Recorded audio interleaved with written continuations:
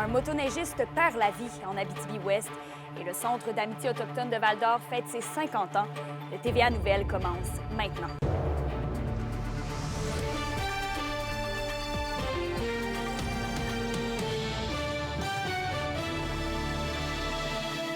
Bonjour tout le monde, bienvenue au TVA Midi. Triste nouvelle pour commencer le bulletin.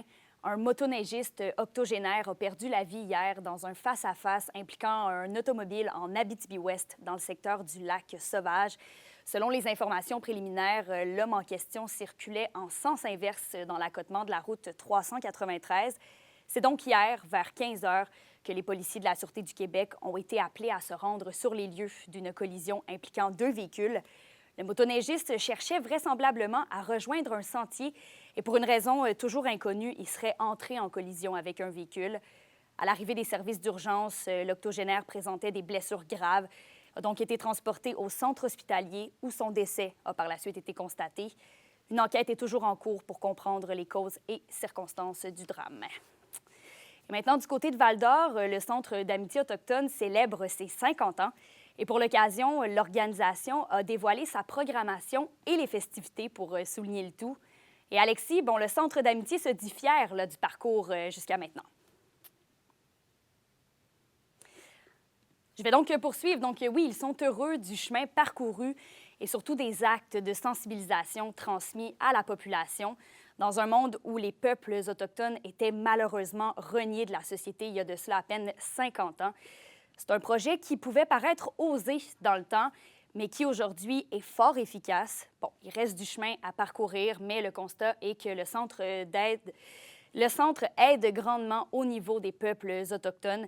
Et pour ce qui est des festivités du 50e anniversaire, plusieurs activités au programme, notamment un immense spectacle culturel en hommage aux peuples autochtones qui aura lieu le 21 juillet.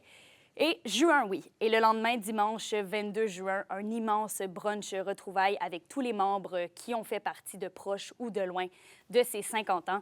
Et d'autres activités, bien sûr, notamment lors de la Journée nationale de la vérité et de la réconciliation en octobre. Un nouveau partenaire qui s'ajoute également pour ce 50e anniversaire. La directrice générale, Édith Coultier, nous donne plus de détails.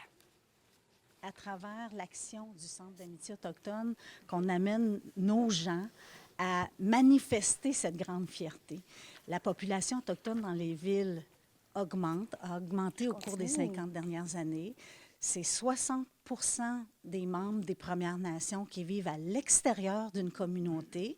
Et Val-d'Or, étant au cœur d'un territoire traditionnel anishinaabe, a toujours été un lieu de convergence, de rencontres sportives, d'affaires, économiques. Donc, Val-d'Or vibre à ce rythme anishinaabe également. Et un petit mot sur les travaux en cours au Centre d'amitié autochtone. La première phase de la structure devrait être complétée d'ici les fêtes. Tout semble pour l'instant dans les délais. Les travaux qui devraient être terminés à l'automne 2026. Maintenant, le gouvernement provincial coupe actuellement dans certains services destinés aux personnes handicapées. Une situation que déplore largement l'Alliance québécoise des regroupements régionaux pour l'intégration des personnes handicapées. L'une des mesures touchées est celle de l'intégration et du maintien en emploi, donc le contrat d'intégration au travail qui a été amputé de 5 %. Et le gouvernement songerait aussi à couper dans les soins à domicile pour personnes handicapées en revisitant une politique qui date de 1988. La question du jour TVA, une présentation de Mobilier Bélan qui vous offre depuis plus de 50 ans un service de qualité et un grand choix de matelas, mobilier, électro au prix compétitif que vous recherchez. Et à la question du jour, on vous demande, êtes-vous préoccupé par les récentes coupes budgétaires du gouvernement? Pour voter et commenter, rendez-vous au tvaabitibi.ca. Et maintenant, Québec injecte un peu plus de 4,2 millions de dollars pour le renouvellement de l'Alliance pour la solidarité de l'Abitibi-Témiscamingue. C'est une alliance qui regroupe les élus de la région et des partenaires qui planchent sur des initiatives afin d'améliorer les conditions de vie des personnes en situation de vulnérabilité. Le gouvernement mentionne qu'elle bonifie la mesure en offrant plus d'accompagnement aux acteurs locaux tout en respectant leurs autonomies. Les sommes d'argent octroyées sont prévues dans le plan de lutte contre la pauvreté et l'exclusion sociale 2024-2029 déposé plus tôt cette année. Et c'est Noël avant l'heure à Rouyn-Noranda et à Val-d'Or. C'est qu'à partir d'aujourd'hui, le 9 décembre, tous les stationnements contrôlés par parcomètre et horodateur sont gratuits. À Rouyn-Noranda, la gratuité s'applique du lundi au vendredi à partir de 16 h jusqu'au 31 décembre.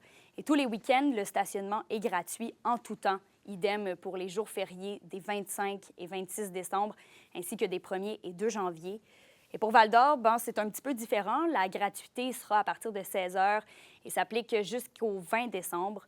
Puis du 21 décembre au 5 janvier, inclusivement, la gratuité s'appliquera en tout temps. On change complètement de sujet maintenant, puisque l'Abitibi-Ouest a désormais sa mosquée à la Sarre, alors que de nombreux travailleurs de l'International s'y installent depuis les dernières années. Pour le mouvement citoyen La Grande Séduction, qui a piloté le projet, c'est un pas de plus pour que tous se sentent chez soi. Alexandre Cabana est allé visiter les lieux. Située en plein cœur de la ville, la mosquée de Lassar accueille depuis le mois d'août près de 50 fidèles par jour. Un cadeau pour la communauté musulmane actuelle, mais également pour tous ses futurs encore à venir. Un lieu de culte qui en comble plus d'un. C'est une très, très grande différence. On dirait on se sent chez nous. On ne sent plus étranger ou loin. Et puis c'est à beaucoup de dimensions. Et puis cette mosquée vient consolider cette intégration et cette présence et ce vivre ensemble. Et très content d'avoir ce joyau avec vraiment une plus grande facilité. On n'imaginait même pas que ça aurait été trop facile comme ça. Pour El Fakir et Yaya, le cœur est à la fête. Fini les allers-retours à Rouyn-Noranda pour vivre sa culture pleinement. C'est une joie de voir les gens qui viennent se recueillir chaque jour, les 5 prières et la prière en masse du vendredi. Et les gens sont vraiment contents. J'étais vraiment triste, je le faisais à la maison, mais comme c'est pas ça. C'est sûr qu'il y a un esprit, il y a une énergie, c'est tout simplement beau. Selon Sylvain Trudel de La Grande Séduction, la collaboration avec la ville de Lassar et les donateurs locaux a fait toute la différence dans l'élaboration rapide du projet. Se donner cette infrastructure essentielle-là et faire qu'une grande partie de nos nouveaux arrivants puissent ajouter à leur environnement social une infrastructure comme ça qui leur permet d'avoir une vie et d'envisager une vie à long terme en Abitibi-Ouest. Parce que tout le monde voit à l'horizon où on s'en va. Tout le monde voit que c'est nécessaire et on avance. Yaya est pour sa part d'avis que la nouveauté d'une mosquée en Abitibi-Ouest peut certainement susciter la curiosité. À ce sujet, des journées portes ouvertes sont déjà prévues pour le nouveau centre. On peut aussi voir de l'autre côté qu'effectivement c'est une mosquée qui est là, mais les gens aussi ont besoin de comprendre. Et puis c'est quoi la quintessence, c'est quoi vraiment le but et l'objectif de cette mosquée. On fait partie intégrante de Lassar, puis nous sommes vraiment, on se sent vraiment chez nous ici. L'immigration, qui est un sujet sensible dans bien des pays, puis on a vu la dernière campagne aux États-Unis, bien nous, l'immigration en Abitibi-Ouest, ça ne nous a pas divisés, ça nous a réunis. Alexandre Cabana, RNC Nouvelles, à Lassar. Au hockey de la LHJMQ, c'était le dernier voyage dans les maritimes de la saison pour nos 2 équipes de la région. Les Huskies et les Foreurs ressortent gagnants de ce périple de 3 matchs. De nouveau, Alexandre Cabana. Fort d'une victoire jeudi dernier contre les Highlanders, les Foreurs s'amènent à Halifax, le couteau entre les dents. L'enjeu est grand, Halifax est tout juste devant le Vert-et-Or au classement. Le défenseur William Bishop ne perd pas de temps et donne l'avance aux siens avec un tir précis. Val-d'Or ne regardera plus jamais en arrière. Le capitaine Nathan Barry fait tout le travail pour Alex Durocher qui double l'avance des siens. Et ce sera le but gagnant. Les Foreurs repartent du Scotiabank Arena avec une victoire de 4-1. L'action reprend 2 jours plus tard au Cap-Breton. Cette fois, c'est l'affaire d'un seul homme, Noah Reinhardt. L'ailier de puissance des Foreurs affrontait son ancienne équipe et semblait en vouloir à son ancien club. C'est un tour du chapeau pour le vétéran. Reinhardt sera toutefois le seul des siens à marquer. Val-d'Or doit s'avouer vaincu 5-3. Dans la défaite, Philippe Veilleux a continué de bien faire avec 2 points. Malgré la bonne récolte, Val-d'Or demeure pour l'instant à 1 point d'une place en série. Et du côté des Huskies de Rouyn-Noranda, le voyage s'amorce du mauvais pied à Bathurst avec une défaite de 5-3. Les Étoiles de la Meurthe ont toutefois brillé malgré tout. 3 points pour Antonin Véraud et 2 passes pour Bill Zonon. C'était un exigeant programme de 3 matchs en 3 soirs qui attendait la troupe de Steve Hartley, dont un duel au sommet samedi contre la meilleure équipe de la Ligue, les Wildcats de Moncton. Et tirant de l'arrière 1-0 en première période, Antonin Véraud profite d'un avantage numérique pour niveler la marque avec une belle déviation. 5 minutes plus tard, Nathan Langlois marque son 7e de la campagne, c'est 2-1. Et les Huskies terminent la première période en force. Verdon utilise sa vitesse, il va d'une superbe feinte et déculotte le gardien des Wildcats. 3-1 Huskies. Bill Zonon va conclure une soirée de travail de 3 points avec un tir parfait. C'est son 15e de la saison. La marque finale, 4-1 pour la Meurthe. Les Huskies vont toutefois trébucher dès le lendemain à Charlottetown, un match perdu en tir de barrage.